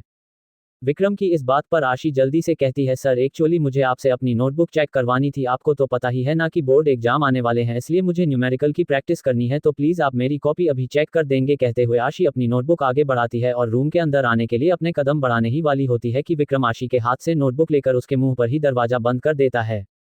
वही विक्रम को ऐसा करता देख आशी की आंखें हैरानी से बड़ी हो जाती है और उसका मुंह खुला का खुला रह जाता है। वो चिढ़ वाले एक्सप्रेशंस अपने चेहरे पर लाते हुए अपने पैर पटकते हुए वापस से अपने फ्लैट में आ जाती है। इस वक्त आर्यन घर पर नहीं था। आशी अपने रूम में आकर गुस्से से अपने कानों की ईयरिंग निकालते हुए बेड पर फेंक देती है और अपने बालों का जुड़ा बना लेती है। फिर वो बेड पर लेट जाती है। सर आप ऐसी हरकतें करके मुझे और भी ज्यादा मोटिवेट कर रहे हैं कि मैं आपको अपना बनाऊं, और आप देख लीजिएगा मैं एक दिन अपने इस मिशन में सक्सेसफुल जरूर होंगी। कितने अच्छे से रेडी होकर गई थी मैं। विक्रम सर की जगह अगर कोई और लड़का होता तो पक्का वह मुझ पर अपना दिल हार बैठता, लेकिन विक्रम सर के सीने में तो लगता दिल ही नहीं है, बल्कि मुझे तो ऐसा लगता है कि दिल की जगह बड़ा सा स्टोन फिट करवा कर आए हैं ऊपर से। फिर आशी बेड से खड़ी होती है और रूम में इधर उधर टहलते हुए सोचती है, मैंने अपनी नोटबुक में जो लेटर रखा है, पता नहीं सर उसे पढ़कर कैसे रिएक्ट करेंगे। मुझे उनके एक्सप्रेशन देखने थे। मेरी लेटर को पढ़कर उनके चेहरे पर स्माइल आएगी या फिर गुस्सा। सर ने तो मुझे अंदर आने ही नहीं दिया। क्या करूं मैं ऐसा जिससे सर की हर एक एक्टिविटी को देख पाऊं। सोचते हुए आशी के चेहरे पर एक गहरी मुस्कुराहट आ जाती है और वो जल्दी से शॉपिंग वेबसाइट पर जाकर हिडन कैमरा ऑर्डर कर देती है और खुद से कहती है, आज मैं आपके एक्सप्रेशंस नहीं देख पाई तो क्या हुआ सर, अब से तो मैं आपको हमेशा देख पाऊंगी। अपने फ्लैट में विक्रम सोफे पर बैठकर आशी की नोटबुक चेक कर रहा था। वो जैसे ही अगला पेज पलटता है उसे एक बेहद खूबसूरत सा ग्रीटिंग कार्ड मिलता है जो कि दिल के शेप का था, जो कि आशी ने अपने हाथों से बनाया था। उसके फ्रंट पेज पर बेहद ही खूबसूरत कर्सिव राइटिंग में लिखा हुआ था, मैंने कुछ शब्दों में ही अपने दिल के एहसास लिखे हैं। ये सोचकर कि मेरे दिल के एहसास कितने गहरे हैं ये पढ़ने वाले के दिल तक पहुंचे रहेगा इंतजार हमें आपके जवाब का, जल्दी कीजिएगा कहीं वक्त ना निकल जाए। विक्रम जब उस कार्ड को खोलकर अंदर देखता है तो उसमें लिखा हुआ था, विक्रम सर नहीं जानती मैं कि मैं आपके लिए क्या महसूस करती हूँ। आपको पता है आपको भगवान ने बहुत ही ज्यादा हैंडसम बनाया है, आप मुझे बहुत अच्छे लगते हो। ये पढ़कर विक्रम के चेहरे पर हल्की सी मुस्कुराहट आ जाती है। वो आगे पढ़ता है, ये सच है सर कि मैं आपके लुक्स को देखकर आपको लाइक करने लगी थी, लेकिन अब मेरे जज्बात बदलने लगे हैं। आपको पता है कि कैसे आप मेरी हर एक सांस में बसने लगे हो। मुझे हर वक्त बस आपका ही ख्याल रहता है। अगर मैं आपके ख्यालों को आने से रोकना भी चाहो तो नहीं रोक पाती। अगर मैं आपको नहीं देखती हूँ तो मेरा दिल घबराहट से भर उठता है, ये सोचकर कि आप कहाँ होंगे, कैसे होंगे, ठीक तो होंगे कि नहीं। जब आप घर आकर अपनी बालकनी का डोर ओपन करते हो तब जाकर मेरी घबराहट को राहत मिलती है। आपको देखकर मुझे ऐसा लगता है जैसे मेरी जिंदगी मुझे वापस मिल गई हो। अब तो मेरी हर एक सांस में भी आप ही बसने लगे हो। मुझे आपके लिए कुछ ऐसा महसूस होता है जो मैंने पहले कभी भी किसी के लिए महसूस नहीं किया। मैं नहीं जानती कि मुझे क्या हो रहा है, क्यों हो रहा है, मैं बस इतना जानती हूँ कि मैं आपको हद से ज्यादा चाहने लगी हूँ। आपको अपनी रूह मैं महसूस करने लगी हूँ, जाने कैसे मैं आपसे जुड़ने लगी हूँ। अगर कहते हैं प्यारे इसको तो हो, मैं आपसे प्यार करने लगी हूँ। मोहब्बत हो गई है मुझे आपसे, कोई फर्क नहीं पड़ता मुझे आपकी उम्र से, न फर्क पड़ता है उस रिश्ते से जो अभी हमारे बीच में है। मेरी आपसे ये गुजारिश है कि क्या एक मौका आप मुझे देंगे अपनी जिंदगी में शामिल होने का। मैं आपसे वादा करती हूँ कि मैं जितना आपको चाहती हूँ उतना ही सम्मान आपके अपनों को भी दूंगी। आपके सुख दुख में हमेशा आपके साथ रहूंगी। इसके बदले में मैं आपसे कभी भी कुछ भी नहीं मांगूंगी। प्लीज मुझे अपनी जिंदगी में आने का मौका दे दीजिए, क्योंकि मुझे नहीं लगता सर कि मैं आपके बिना जी पाऊंगी। अगर आपने मुझे नहीं अपनाया तो मैं मर जाऊंगी सर। मैं आपसे दूर होने का दर्द बर्दाश्त नहीं कर पाऊंगी। अगर आप मुझसे दूर हुए तो मैं अपनी जिंदगी को खत्म कर लूंगी। विक्रम जैसे ही लास्ट लाइन पता है उसके हाथों से छूटकर कार्ड अपने आप फर्श पर गिर जाता है। वहीं दूसरी तरफ टीना रेहान के केबिन में आते हुए कहती है, यस सर आपने मुझे बुलाया। रेहान उसकी तरफ बिना देखे ही सामने डेस्क पर रखे कंप्यूटर पर कुछ टाइप करते हुए ही कहता है, तुम्हारे सामने डेस्क पर कीज रखी हुई है, ये तुम्हारे नए फ्लैट की कीज है जो तुम्हें कंपनी की तरफ से तुम्हारी अच्छी परफॉर्मेंस के लिए दिया गया है। इसलिए अब तुम्हें उस घटिया से मोहल्ले में रहने की कोई जरूरत नहीं है। इसलिए जितनी जल्दी हो सके इस फ्लैट में शिफ्ट हो जाओ। तुम्हारा बाकी का सामान शिफ्ट करने में मेरे गार्ड्स तुम्हारी हेल्प कर देंगे। और हाँ, मैंने तुम्हारे डैड की देखभाल करने के लिए केयरटेकर अपॉइंट कर लिया है, इसलिए तुम्हें अब उनकी चिंता करने की जरूरत नहीं है। और तुम सोच रही होगी कि मैं अचानक से तुम्हारे ऊपर इतनी मेहरबानी क्यों कर रहा हूं इससे पहले कि तुम कुछ गलत सोचो, तो उसका जवाब मैं तुम्हें दे देता हूं। हमारे ऑफिस में अगर कोई एम्प्लॉय बीमार होता है तो उसे ठीक होने के लिए कंपनी की तरफ से मेडिकल एक्सपेंसेज दिए जाते हैं, लेकिन तुम्हें मेडिकल एक्सपेंस काफ़ी सालों से कोई ज़रूरत नहीं पड़ी है उसी एक्सपेंस को मैनेज करने के लिए, इसलिए मैंने तुम्हारे डैड के लिए केयरटेकर हायर कर दिया। और ऐसा करने के पीछे दूसरी वजह है कि मुझे शूटिंग करवाने के लिए सिंगापुर जाना है और तुम मेरी सेक्रेटरी हो तो तुम्हें भी मेरे साथ कुछ दिनों के लिए सिंगापुर आना होगा। तुम अपने डैड की बीमारी का बहाना बनाकर मुझे मना ना कर सको, इसलिए मैंने ऑलरेडी तुम्हारे घर पर केयरटेकर भेज दिया है। क्योंकि तुम जैसे एम्प्लॉयज़ को मैं बहुत अच्छे से जानता हूं, बस काम ना करना पड़े इसलिए बहाने बनाते रहते हो। आज का दिन खत्म होने में बहुत टाइम है, कि उठाओ और नीचे जाओ, वहां पर मेरी कार तुम्हारा इंतजार कर रही है, जाकर अपना शिफ्टिंग का काम जल्दी से खत्म करो, हमें कल ही निकलना है। Tina, thank you sir for this performance appraisal कहकर टीना डेस्क पर रखी केज उठा लेती और केबिन से बाहर निकल जाती है। उसके बाहर जाते ही रेहान अपनी नजरें उठाकर बाहर जाती हुई टीना को देखने लगता है। क्या जवाब देगा विक्रम आशी के लव लेटर का, जानेंगे अगले एपिसोड में। 25 चाहत तेरे इश्क की पार्ट 25। शाम हो गई थी। हिना अर्जुन के स्टडी रूम में बैठकर टाइम पास करने के लिए बुक्स पढ़ रही थी, तभी उसे कुछ अजीब सा फील होता है। वो जल्दी से उठकर वॉशरूम में जाती है और उल्टी करने लगती है। कुछ देर बाद हिना वॉशरूम से बाहर आती है। वो दीवार का सहारा लेकर चल रही थी, उसे कुछ भी साफ साफ दिखाई नहीं दे रहा था। कुछ दिनों से हिना को चक्कर और उल्टियां आ रही थी, लेकिन वो इस बात पर ज्यादा ध्यान नहीं दे रही थी। वह धीरे धीरे चलकर स्टडी टेबल के चेयर पर बैठ जाती है, तभी उसे डोर पर नॉक होने की आवाज सुनाई देती है। डोर नॉक करके सुजैन अंदर आती है और हिना से कहती है, मैडम सर ने मुझे फोन करके बताया है कि आप उनका कॉल नहीं उठा रही हैं, आप उन्हें कॉल करके बात कर लीजिए। सुजैन अपनी बात खत्म करके हिना को ध्यान से देखती है तो उसे एहसास होता है कि हिना ठीक नहीं है। मैडम आप ठीक तो है? हिना, हाँ मैं ठीक हूँ, बस कुछ दिनों से मुझे चक्कर और उल्टियाँ आ रही है। अगर आपके पास कोई मेडिसिन हो तो मुझे लाकर दे दीजिए और प्लीज़ आप अर्जुन जी को इस बारे में मत बताइएगा, वो बेवजह ही परेशान हो जाएंगे। हिना की बातें सुनकर सुजैन उससे पूछती है, मैडम क्या इस बार आपके पीरियड्स मिस हो गए हैं? सुजैन की ये बात सुनकर हिना मन ही मन सोचने लगती है कि इस बार उसे पीरियड्स नहीं आए हैं। तब जाकर उसे यह एहसास होता है कि आखिर सुजैन ने उसे ये क्वेश्चन क्यों किया। हिना की नज़रें उठाकर सुजैन को न में इशारा करती है। सुजैन, मैडम फिर तो आपको सर के साथ डॉक्टर के पास चेकअप के लिए जाना चाहिए। हिना कुछ सोचने के बाद कहती है, सुजैन तुम मेरे लिए प्रेगनेंसी टेस्ट किट ला सकती हो, मैं पहले खुद से टेस्ट करना चाहती हूँ। सुजैन, यस मैडम, मैं शाम तक आपको लाकर दे दूंगी। Hina, thank you Suzanne, and please अभी अर्जुन जी को इस बारे में कुछ मत बताना। सुजैन, ओके मैडम कहकर वहां से चली जाती है। हाइट टावरस में विक्रम जैसे ही कार्ड की लास्ट लाइन पढ़ता है, उसके हाथों से कार्ड छूटकर फर्श पर गिर जाता है और उसका दिल बहुत तेजी से धड़कने लगता है। उसके चेहरे पर घबराहट साफ साफ नजर आ रही थी। विक्रम झुककर उस कार्ड को उठाता है और सामने रखी टेबल की ड्रॉर में उसे रख देता है। फिर वो सोफे से खड़ा होता है और वॉशरूम में जाकर शावर ऑन करके उसके नीचे खड़ा हो जाता है और अपनी आंखें बंद कर लेता है। इस वक्त उसे ऐसा लग रहा था मानो उसका सर दर्द से फटा जा रहा हो। उसकी धड़कनें दुगनी रफ्तार से चल रही थी। उसे ऐसा लग रहा था जैसे वो सांस नहीं ले पा रहा हो। उसे अपने अंदर घुटन सी महसूस हो रही थी, जो कि इस बात की गवाही दे रही थी कि विक्रम खुद के ही जज्बातों से लड़ रहा था। उसका दिल जो चाह रहा था वही चीज उसका दिमाग करने से उसे रोक रहा था। उसकी आंखों के सामने बार बार आशी का चेहरा आ रहा था, उसका मुस्कुराना, उसका विक्रम को किस करना, उससे पहली मुलाकात, उसके लिए विक्रम के दिल का धड़कना, सब कुछ किसी सीन की तरह उसकी बंद आंखों के सामने चल रहा था। वो जानता था कि कहीं ना कहीं उसका दिल भी आशी के लिए धड़कने लगा है। उसका दिल चाहता था कि वो आशी को अपने सीने से लगा ले और कभी उसे अपनी आंखों से ओझल ना होने दें। आखिर था तो विक्रम भी एक इंसान है, उसके अंदर भी जज्बात थे। परिवार के होते हुए भी वो कितना अकेला था, ये सिर्फ वही जानता था। लेकिन उसका दिमाग उसे ऐसा करने से रोक रहा था, जो बार बार उससे कह रहा था, नहीं विक्रम, तू आशी के बारे में ऐसा कैसे सोच सकता है? तू इतना घटिया इंसान कैसे बन गया कि एक बच्ची के बारे में तू ऐसी सोच रखता है? उसकी और तेरी उम्र में उतना ही फर्क है जितना कि एक बाप बेटी की उम्र में होता है। नहीं विक्रम, तुझे आशी के बारे में ऐसा नहीं सोचना चाहिए। वह तो अभी नादान है, लेकिन तू तो समझदार है ना। अगर तूने उसे अपना भी लिया तो ये दुनिया तुझे कुछ नहीं कहेगी, लेकिन लोगों के ताने उसे ही सुनने पड़ेंगे। ये दुनिया उसे ही गलत समझेगी। उसे इस बात का एहसास नहीं है कि तेरी जिंदगी में आकर उसे क्या क्या फेस करना पड़ेगा। वो तो अभी नादान है विक्रम, लेकिन हमेशा तो वो ऐसी नहीं रहेगी ना। जब वह तेरी उम्र में आएगी ना, तब उसे एहसास होगा कि उसने अपनी जिंदगी के लिए गलत इंसान को चुन लिया और तेरे साथ तो सिर्फ उसे तकलीफ ही मिलेगी। फिर विक्रम अपनी आंखें खोलकर खुद से ही सवाल करता है, लेकिन मैं कैसे उसे यह बात समझाऊं? अगर मैंने उसे साफ साफ इनकार कर दिया और उसने नादानी में आकर कोई गलत कदम उठा लिया, तब मैं क्या करूंगा? नहीं, मैं उसे तकलीफ में नहीं देख सकता, मैं उसे कुछ नहीं होने दूंगा। मुझे कुछ ऐसा करना होगा जिसकी वजह से वो खुद ही मुझसे दूर हो जाए, या फिर कुछ ऐसा करना होगा जिससे वह मुझसे नफरत करने लगे। मेरे ऐसा करने से उसे तकलीफ होगी, लेकिन इससे वह अपनी जिंदगी में आने वाली हजारों तकलीफों से दूर हो जाएगी। यही सही रहेगा। वही आशी अपने कमरे में स्टडी टेबल पर बैठकर अपना वर्क कंप्लीट करने की कोशिश कर रही थी, लेकिन बार बार उसका ध्यान इस बात पर जा रहा था कि आखिर विक्रम उसके सवाल का क्या जवाब देगा। ये सोचकर उसका दिल बहुत बेचैन हो रहा था। तभी उसे डोरबेल की आवाज सुनाई देती है, जिसे सुनकर आशी अचानक से घबरा जाती है। फिर खुद को शांत करते हुए जाकर डोर खोलती है। आर्यन, आशी तुम डोर ओपन करने में इतना टाइम क्यों लगाती हो? मैं कितनी देर से डोर बेल बजा रहा था और तुमने जाकर अब डोर ओपन किया है। कहते हुए आर्यन अंदर आ जाता है। आशी अपनी सोच में इतनी ज्यादा गुम थी कि उसे डोर बेल के बजने की आवाज भी सुनाई नहीं दी थी। आशी आर्यन की बात को टालने के लिए कुछ सोच ही रही थी कि तभी उसे अपने फोन के रिंग सुनाई देती है। आशी जल्दी से कहती है, भाई मेरा फोन रिंग कर रहा है, मैं देखती हूँ किसका कॉल है। आशी जल्दी से अपने रूम में जाती है और फोन की स्क्रीन देखकर खुश हो जाती है और जल्दी से फोन आंसर करके चाहते हुए कहती है, हेलो दी, कैसी हो आप और जीजू कैसे हैं? उसके इस सवाल पर हिना कुछ पल खामोश हो जाती है। मैं बिल्कुल ठीक हूँ, और मेरी छुटकी कैसी है?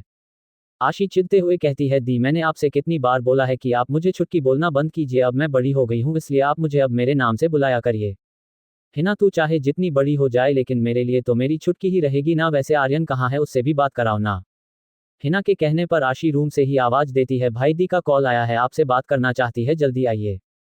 दूसरी तरफ टीना अपना सारा सामान अपने नए फ्लैट में शिफ्ट कर चुकी थी। टीना को इस बात का अंदाजा नहीं था कि जिस फ्लैट में वो रहने आई है उसकी बिल्डिंग का ओनर कोई और नहीं बल्कि रेहान ही है। टीना का नया फ्लैट काफी ज्यादा आलीशान था, जिसमें एक लिविंग रूम था जिससे अटैच किचन था, और उस फ्लैट में घर में 3 बेडरूम थे जिससे अटैच बाथरूम था। लिविंग रूम में ही व्हीलचेयर पर टीना के पापा विशंभर शर्मा बैठे हुए थे। उनके चेहरे पर खुशी साफ साफ झलक रही थी, लेकिन अफसोस इस बात का था कि वह अपनी खुशी को जाहिर नहीं कर पा रहे थे। उनकी आंखों में अपनी बेटी के लिए गर्व साफ साफ नजर आ रहा था। टीना उनके घुटनों के पास बैठते हुए पूछती है, पापा कैसा लगा आपको ये घर है? फिर वो अपने सवाल का खुद ही जवाब देती है, मुझे पता है पापा आपको ये घर अच्छा लगा होगा। तभी टीना का भाई वीर कहता है, दी सिर्फ अच्छा नहीं बल्कि यह घर बहुत बहुत बहुत अच्छा है, पर मैंने तो अपना रूम पहले से ही सेलेक्ट कर लिया है, वो साइड वाला रूम मैं लूंगा। वीर जैसे ही यह कहता है, रेहान का भेजा हुआ केयरटेकर नीरज, उम्र लगभग 25 साल थी, वो तुरंत कहता है, वीर बेटा आपके लिए ये रूम बिल्कुल भी अच्छा नहीं है। फिर वो एक दूसरे रूम की तरफ इशारा करते हुए कहता है, वो वाला कमरा आपके लिए बहुत अच्छा रहेगा और उसमें बालकनी भी लगी हुई है। साथ ही मैंने देखा था कि उसमें कुछ जिम के इक्विपमेंट्स भी रखे हुए हैं और आपके लिए तो वह काफी अच्छे रहेंगे। इस वाले रूम में आप अपनी दी को रहने दीजिए और बीच वाले में आपके पापा के लिए सही रहेगा। वीर नीरज की बात सुनकर जल्दी से जाकर उस वाले रूम में देखता है तो उसे वो रूम बहुत पसंद आता है। वहीं लिविंग रूम में नीरज कहता है, मैडम मैं आप लोगों के लिए खाना बना देता हूँ। नीरज की इस बात पर टीना एकदम शॉक हो जाती है उसके ऐसे एक्सप्रेशंस को देखकर। नीरज कहता है, मैम ये काम भी मेरी जॉब का हिस्सा है। नीरज की इस बात पर टीना उसे एक स्माइल पास करती है। नीरज वहां से चला जाता है। तभी टीना को अपने फोन की नोटिफिकेशन सुनाई देती है। टीना अपना फोन देखती है तो उस पर रेहान का मैसेज आया हुआ था जिसमें लिखा था, तुम्हारे पास आधे घंटे का वक्त है, जल्दी से अपना सामान पैक करके नीचे आओ, कुछ देर में ही मैं पहुंचने वाला हूं, हम आज रात की ही फ्लाइट से सिंगापुर जाएंगे। ये मैसेज पढ़ने के बाद टीना अपने पापा की तरफ देखते हुए कहती है, पापा मुझे कुछ दिनों के लिए ऑफिस के काम से सिंगापुर जाना होगा। मेरी कंपनी में वहां पर शूटिंग करने का डिसाइड किया है और मेरे साथ मेरे ऑफिस में काम करने वाली और लड़कियां भी जा रही है, इसलिए आप मेरी फिक्र मत कीजिएगा और मैं आपसे वहां पहुंचने के बाद आपको इन्फॉर्म कर दूंगी और मैं आपसे रोज बात करूंगी, इसलिए आप मेरे लिए परेशान मत होना और अपनी दवाएं टाइम पर लीजिएगा, आपको जल्दी से जल्दी ठीक होना होगा पापा मेरे लिए। वीर के लिए कहते हुए टीना की आंखों में आंसू आ जाते हैं और वो आगे बढ़कर अपने पापा को गले से लगा लेती हो। फिर वो उनसे अलग होकर अपने कमरे में अपने कपड़े पैक करने चली जाती है। वही विशंभर जी लाचारी से टीना को जाते हुए देख रहे थे। उनकी आंखों में टीना के लिए चिंता साफ नजर आ रही थी। वो नहीं चाहते थे कि टीना उनसे इतनी दूर जाए, लेकिन वो कुछ भी कह नहीं पा रहे थे। अपने इस लाचारी को महसूस करके उनकी आंखों में भी आंसू भर आए थे। राजीव के घर में राजीव अभी भी अपने कमरे में नहीं गया था। वो लिविंग रूम में ही इधर से उधर चक्कर काट रहा था। वो बुरा इंसान था नहीं, लेकिन स्वाति ने बार बार उसे एक ही बात कहकर उसकी दिल में लालच की भावना जगा दी थी, जिसकी वजह से वो सही गलत में फर्क करना भूल गया था और कहीं ना कहीं वह भी सिमरन को पसंद करने लगा था। सिमरन थी ही इतनी खूबसूरत कि कोई भी लड़का उस पर अपना दिल हार बैठे, इसलिए वह सिमरन को पाने के लिए स्वाति के हिसाब से ही हर वो काम कर रहा था जो स्वाति उससे कह रही थी। रात होने के साथ ही आज का मौसम भी बिगड़ने लगा था। जितना तूफान घर के बाहर था उतना ही तूफान राजीव के दिल में भी था। कुछ देर बाद राजीव सोफे पर बैठता है और स्वाति की दी गई वाइन की बोतल खोलता है और हर एक झटके से उस बोतल को अपने लबों से लगाकर कुछ ही पल में उसे खाली कर देता है और कुछ देर अपना सर सोफे से टिका कर बैठने के बाद वो अपनी जगह से खड़ा होता है और अपने लड़खड़ाते कदमों के साथ अपने कमरे की तरफ बढ़ने लगता है। अब नशा उसके सर चढ़ने लगा था। उसका कमरा काफी अच्छी तरीके से सजाया गया था। खराब मौसम की वजह से लाइट चली गई थी, कमरे में अंधेरा था, केवल फर्श पर रखी कैंडल्स ही जल रही थी जिसे डोली ने जाने से पहले जला दिया था, जिससे कमरे में मध्यम पीली रोशनी फैली हुई थी जो कमरे का माहौल काफी रोमांटिक बना रही थी। राजीव का बेड गुलाब की पंखुड़ियां से सजा हुआ था जिस पर एक लड़की घूंघट ओढ़े हुए बेड की वॉल से टिककर आधी लेटी हुई थी या यूं कहो कि बेहोशी की हालत में पड़ी हुई थी। राजीव अपने लड़खड़ाते कदमों से बेड पर अपने दोनों पैर रखकर बैठ जाता है और अपनी लड़खड़ाती आवाज में कहती है, ससा सॉरी सिमरन, मैंने तुम्हारी मर्जी के बिना तुमसे शादी की, लेकिन तुम्हें पता है कि स्वाति दी का कहना है कि जब मैं तुम्हें अपना बना लूंगा तब तुम भी मुझसे प्यार करने लगोगी और फिर हमारा भी एक परिवार होगा जिसमें मैं, तुम और हमारा बेबी होगा। कहते हुए राजीव सिमरन का चेहरा देखने के लिए आगे बढ़कर उसका घूंघट उठाता है, लेकिन तभी खिड़की पर लगे पर्दों से छनकर एक हवा का झोंका आता है जिसके साथ ही कमरे में जल रही सारी कैंडल्स बुझ जाती है और कमरे में अंधेरा छा जाता है। सिर्फ और सिर्फ मेरे कवर पेज और टाइटल चेंज होने की वजह से मेरे रीडर्स कम होने लगे हैं। मुझे तो लगता ही नहीं है कि मेरी नोवेल सेलेक्ट होगी। कहीं पर भी मैं अपनी नोवेल सर्च करती हूँ तो मुझे मिलती ही नहीं है, नहीं न्यू नोवेल में शो होती है और ना ही ट्रेंडिंग नोवेल में। आप लोग मुझे कमेंट करके जरूर बताइएगा कि आपको मेरी नोवेल कहाँ पर शो हो रही है। और इसके साथ ही अगर आपके कोई सुझाव हो मेरी स्टोरी को लेकर तो जरूर कमेंट सेक्शन में मेंशन करें। मैं आप सभी के कमेंट रेगुलर रीड करती हूँ, साथ ही लाइक करना ना भूलें। Thank you.